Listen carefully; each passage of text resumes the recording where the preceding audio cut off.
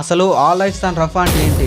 ఈ టాపిక్ మీద Instagram, Facebook, Twitter లాంటి సోషల్ మీడియా యాప్స్లో పిచ్చగా ట్రెండ్ అవుతుంది.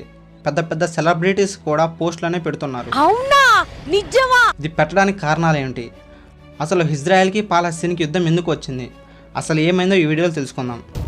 Hello and welcome to SS world. Israel అనే దేశం చాలా అంటే చాలా చిన్నది. ఎంతంటే మన దేశంలో గుజరాత్లో ఉన్న సగభాగం ఉంటుంది.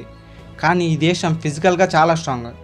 ఇజ్రాయెల్ చుట్టూ ఉన్న దేశాలు ఎన్నోసార్లు యుద్ధం చేసింది. ఈవెన్ పాలస్తీన్ ఇజ్రాయెల్ మీద 170 సార్లు యుద్ధం చేసింది. ఏది ఇజ్రాయెల్ వెంట్రుక కూడా పీకలేకపోయింది. అసలు వీరిద్దరి మధ్య గొడవ ఎందుకు వచ్చింది అని తెలుసుకునే ముందు మన ఛానల్ని కొత్తగా చూసే వాళ్ళు సబ్స్క్రైబ్ చేసుకోండి అబ్బా. ఇలాంటి ఇంట్రెస్టింగ్ టాపిక్ చిన్న వస్తుంటాయి.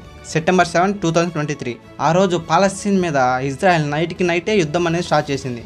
ఇది ఇలా స్టార్ట్ చేయడానికి one of the main reason, పాలస్తీన్లో హమాస్ అనే ఉగ్రవాదులు ఇజ్రాయెల్లోని చాలామందిని సివిలియన్స్ని చంపేయడం అండ్ అంతేకాక ఆడవారిని నగ్నంగా తిప్పడం లాంటివి చేశారు. ఇంత చూసిన ఇజ్రాయెల్ ఊరికే కూర్చుంటుందా? హమాస్ ఉగ్రవాదులు నాశనం చేయడానికి వాళ్ళు వెళ్ళిన ప్రతి చోట దాడి చేయడం స్టార్ట్ చేసింది. అలా పాలస్తీన్లో రఫా అనే సిటీలో 14 లక్షల మంది సివిలియన్స్ సేఫెస్ట్ ప్లేస్లో ఉన్నారు.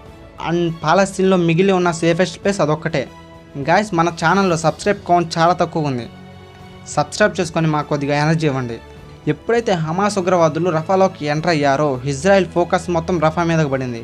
Even ICJ, international court of justice, ఇజ్రాయెల్కి రఫా మీద దాడి చేయవద్దు, సివిలియన్స్ ఉన్నారు అని వార్న్ చేసినా కూడా ఇజ్రాయెల్ పెడుతుంది. That's in for see in the next video and thank you for watching.